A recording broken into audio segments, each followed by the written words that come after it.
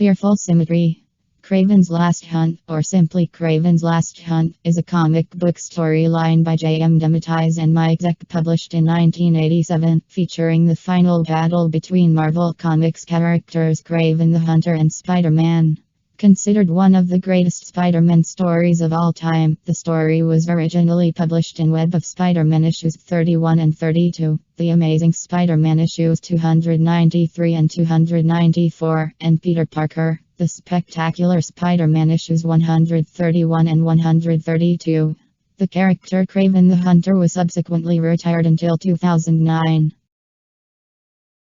In the mid-1980s, John Mark DeMatteis proposed a Wonder Man limited series involving the latter's half-brother, the Grim Reaper, in which Wonder Man is buried and ultimately crawls out of the grave.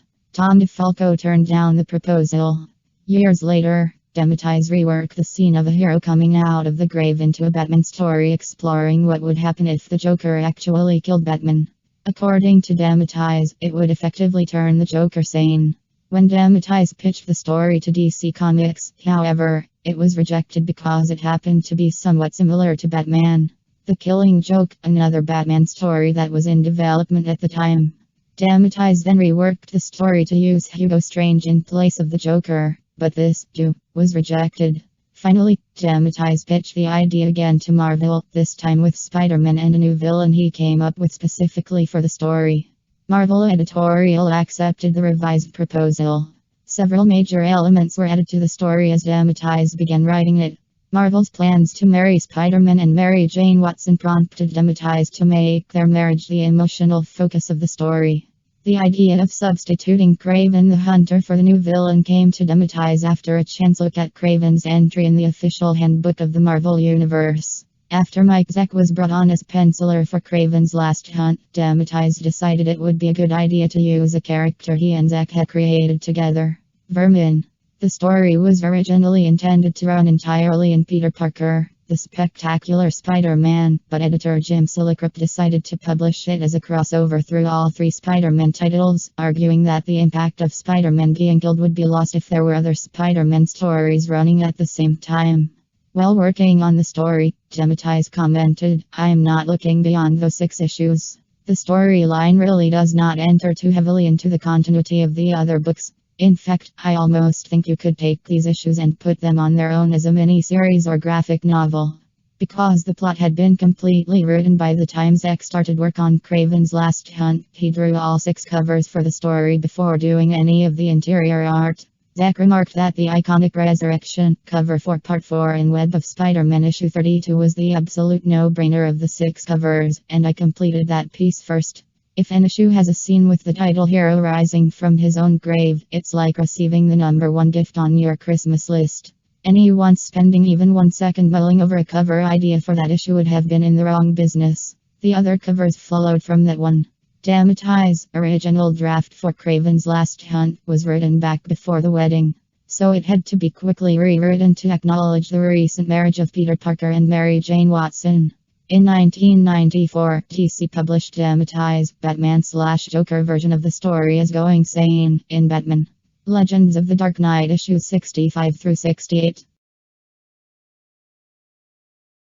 Kraven hunts down Spider-Man, defeats him, and seemingly shoots him to death. Kraven then buries him and dons a copy of Spider-Man's costume to prove himself superior at his adversary's former activities. While spending time roaming New York and brutally attacking criminals, Kraven culminates his crusade with the successful and armed capture of Vermin, whom Spider-Man previously needed the help of Captain America to defeat. After 2 weeks, Spider-Man revives from the effects of Kraven's tranquilizer dart and digs his way out of the grave. When Spider-Man confronts Kraven, the Hunter does not fight back, considering himself the victor and his final point made. Kraven then releases Vermin, who attacks Spider-Man, thinking him to be the one who so brutally beat him before. Vermin is able to defeat Spider-Man, but Kraven intervenes before Vermin can kill him. He allows Vermin to go free, and tells Spider-Man he can pursue him if he desires, but that Kraven's hunting days have ended. While Spider-Man goes after Vermin, Kraven retires to his home, reminiscing about his past and the peace he now feels, and commits suicide with a rifle. He leaves a confession of his burying and impersonating Spider-Man for the police to find, complete with photographic proof. Spider-Man catches up with Vermin and lures him above ground, where sensory overload renders him helpless. He turns Vermin over to the police and goes home to his wife. Writer J.M. Dematize explained that the story was intended to explore Spider-Man's character and how others perceive him. What Kraven plans to do is kill Spider-Man and then take his place, prove that he can be a better Spider-Man than Spider-Man. What he becomes, of course, is not Spider-Man, but what he perceives Spider-Man to be.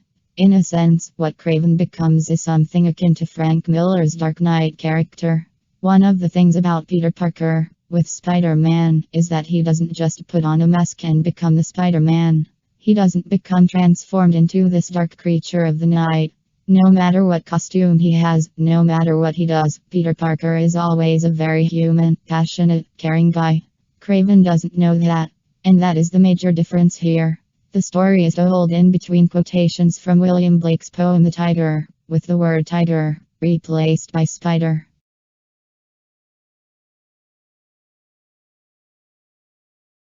A sequel to Kraven's Last Hunt was published in August 1992 as a 48-page prestige format graphic novel titled Amazing Spider-Man: Soul of the Hunter, again written by J.M. Dematize, drawn by Mike Zeck, and inked by Bob McLeod. Soul of the Hunter was done as a response to widespread misinterpretation of the suicide scene in Chapter 5 of Kraven's Last Hunt. Dematize recalled, Tom DeFalco had gotten a bunch of letters from people saying, "Oh, you're glorifying suicide." Normally I would dismiss that as the usual rantings, except it really disturbed me that people would think that the purpose of that story was to glorify suicide. That is something I would never do.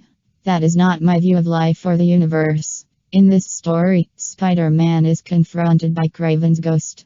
Unsure what to make of this apparition, Spider-Man goes to Kraven's grave, where he sees an apparition that appears to be Death.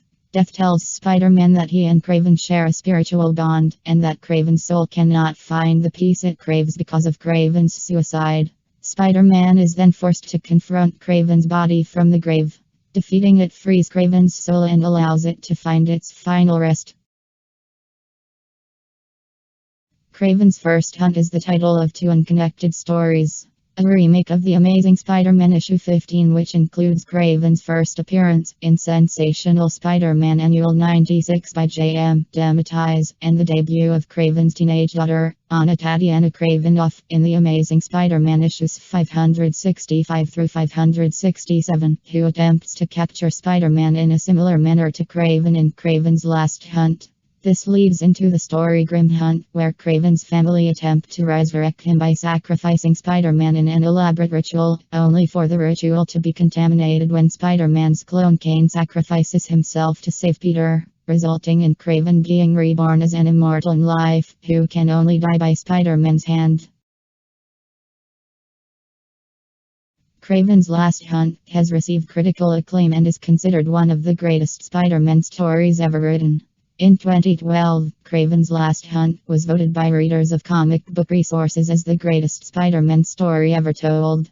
In his commentary on the results, Brian Cronin described the story as a breathtaking piece of work that inspired countless imitations by other writers over the years. Elsewhere, Cronin noted that by publishing the story across all three monthly Spider-Man titles, Marvel gave the story a bit more of an event feel. Writing for Complex, Jason Serafino ranked Kraven's Last Hunt the fifth best Spider-Man story of all time. According to Serafino, Kraven's Last Hunt features the usual comic action, but it also blends aspects from classic literature and recurring themes in order to present a deeper, more complicated narrative. It routinely quotes William Blake's poem The Tiger, and Mike Zeck's art fills the book with gritty photorealism. This one's for a more sophisticated audience. Comic Book Revolution ranked Kraven's Last Hunt third on a list of the top 10 greatest Spider-Man stories, praising the story for its portrayal of both Kraven and the early stages of Peter and Mary Jane marriage. Even though Kraven's Last Hunt is a Kraven and Spider-Man story, there are a lot of great moments that explore Peter and MJ's relationship. As this story takes place early on in the marriage, we get to see how MJ deals with Peter's disappearance and how she would react if Peter ever died in action. It adds extra layers to marriage and makes the end of the story where Peter goes back to MJ to recover that much better. IGN Comics ranked Kraven's Last Hunt the number 6 on a list of the 25 greatest Spider-Man stories, noting that it is one of the most memorable Spider-Man stories of all time, without a doubt.